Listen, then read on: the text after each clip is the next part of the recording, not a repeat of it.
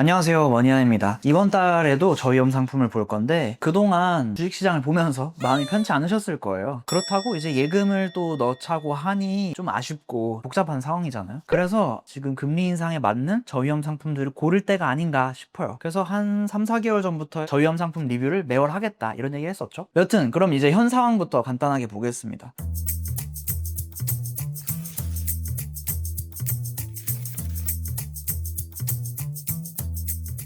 기준금리가 오르고 있어요. 우리나라 기준금리가. 최근까지 2.5%였는데 26년 7월에 2.75%로 0.25% 인상되었어요. 3년 반 만에 방향이 바뀌었거든요. 이게 기준금리가 오르기 시작하면은 한 번 오르고 끝이 아니라 여름 계절 이런 것처럼 점점 더워지고 점점 금리가 오르고 이런 거랑 비슷하거든요. 그래서 한 번 올랐기 때문에 앞으로도 금리 인상 시즌이 시작되지 않을까 하는 생각이 들어요. 한 번 더 오를 수 있다고 생각한 거는 한국은행 총재가 추가 인상에 대해서 모든 가능성을 열어놓고 있다 이런 얘기를 7월 달에 했었거든요. 그리고 이제 최근에 금리가 오르려 그러면 물가가 올라야 되는데 물가가 오르는 일들이 좀 있어요. 이란이랑 미국이랑 전쟁이 계속 길어지는 것 같아요. 이란에서는 트럼프 호텔 층수까지 꿰뚫고 있다 이런 뉴스가 방금 나왔거든요. 뭐 이런 부분이 있고 다행히 미국의 소비자 물가 같은 경우는 그렇게 많이 오르지 않았다. 미국의 기준금리는 좀 동결되지 않을까 하는 상태가 되고 있는 것 같아요. 그래서 이제 장단점이 좀 있는 거죠. 지금 뉴스를 보면 기본적으로 금리가 오르기 시작하면은 주식시장에는 악재예요. 금리가 오르겠다 하면은 그 전부터 주식시장은 이제 꺾이기 시작하니까. 그리고 이미 우리나라 금리는 한 차례 올랐고 앞으로도 좀 오를 가능성도 있고 주식시장은 한참 올랐다가 또 많이 떨어지기도 했고 그럼 이제 금리가 오를 때 수익률이 개선될 수 있는 투자 상품, 자산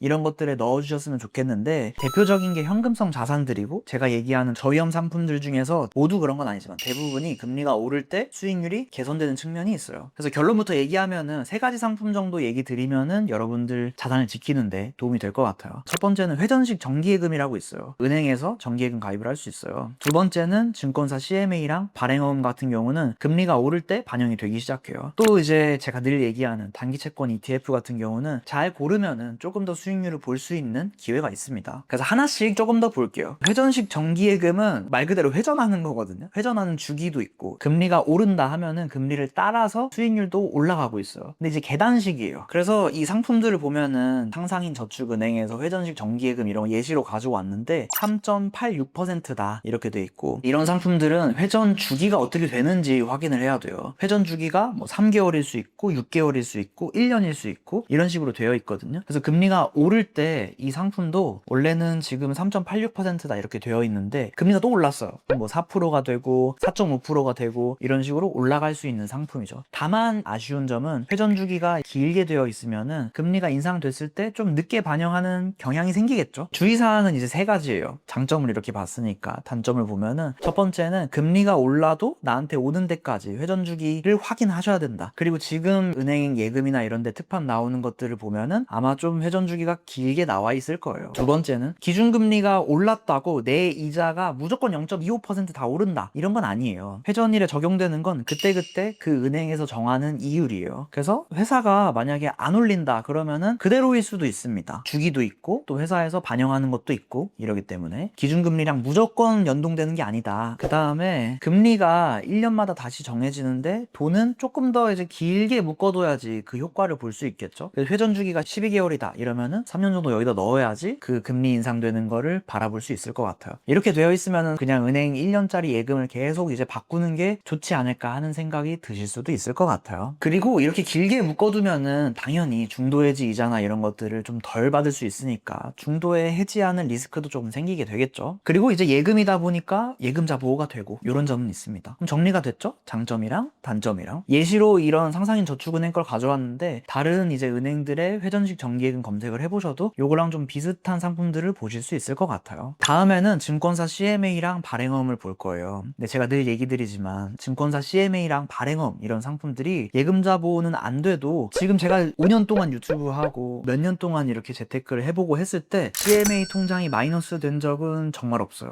그래서 이런 부분은 이제 감안을 하고 들어보시면 좋을 것 같아요. 여기 두 가지가 있는데 자주 섞여서 좀 헷갈리실 거예요. CMA는 캐시 매니지먼트 어카운트 해가지고 계좌예요. 그 다음에 발행어음은 투자하는 상품이에요. 얘네가 조금 헷갈려요. 현재 CMA 통장 이율을 보면은 한 2.5%에서 3% 정도가 돼요. 대신에 뭐 중도 해지 이런 거 없고 그냥 넣고 빼고 자유롭게 할 수 있어요. 수시 입출 금식이라고 하죠. 그래서 이 회전식 정기예금이나 이런 상품들이랑 비교했을 때 이자율은 좀 떨어지는데 대신에 나한테 좀 자유가 있다, 이렇게 보실 수 있을 것 같아요. 장점을 보면은 CMA는 당연히 하루만 맡겨도 이자가 나와요. 오늘 넣고 내일 빼도 그날치 이자가 계산된다. 회전식 정기예금 같은 경우는 1년, 2년 이런 식으로 이제 만기가 있고 회전 주기가 있고 이런데 요거는 이제 그날 이제 이자가 붙으니까 조금 더 메리트가 있죠. 그 다음에 금리가 오르면 CMA 통장 이자율은 비교적 빨리 따라와요. 증권사나 이런 데마다 조금씩 다르긴 하지만 공지사항 보거나 했을 때 3개월 주기로 CMA 통장 이자율이 변경되거나 이런 데가 있거든요. 그래서 보통 어느샌가 보니까 고금리 시기가 됐다 하니까 CMA 통장 이자가 좀 늘었구나, 이런 걸 보시게 될 거예요. 2022년에 고금리 당시의 뉴스를 보더라도 CMA 수익률이 빨리 개선됐다는 걸 보실 수 있을 거예요. CMA 만들 때는 종류가 좀 여러 가지예요. 아까 발행어음이랑 연결되는데 CMA 통장 유형이 있어요. RP형, 발행어음형, MMW형, MMF형, 좀 다양해요. 근데 대표적으로 볼 수 있는 게 RP형이랑 발행어음형이고, 저는 발행어음형을 늘 권장드리고 있고 가능하면 CMA 통장 발행어음형으로 바꿔주셔라, 이렇게 얘기 드리고 있고, 근데 이제 여기서 발행어음을 묶어둘 수가 있어요. CMA 통장 통해서 발행어음을 투자하는 게 아니라 CMA 통장 없고 그냥 증권사 메뉴에서 발행어음을 투자를 할 수 있어요. 그래서 발행어음 같은 경우도 기간을 정해둬서 예금처럼 가입을 할 수 있거든요. 만기 1년, 270일, 180일짜리 이런 식으로 좀 다양하게 투자를 할 수 있습니다. 그래서 제가 신한투자증권 발행어음을 가져왔는데 1년 기준으로 한 3.65% 정도 주고 있다, 이렇게 되어 있고, 한국투자증권 것도 보니까 3.85%로 지금 되어 있어요. 대신에 이제 CMA 통장 발행어음형이랑 좀 다른 거는 이런 상품들은 돈이 좀 묶인다, 예금식이다, 이렇게 볼 수 있어요. 이렇게 보면은 금리가 오를 때 이런 상품들이 따라서 이제 같이 올라주니까 내가 지금 CMA 통장에 돈 넣어놨다, 그거 따라서 이제 금리가 오르고 수익률이 개선될 수 있으니까 넣어두시면 좋을 것 같아요. 그냥 예금보다는.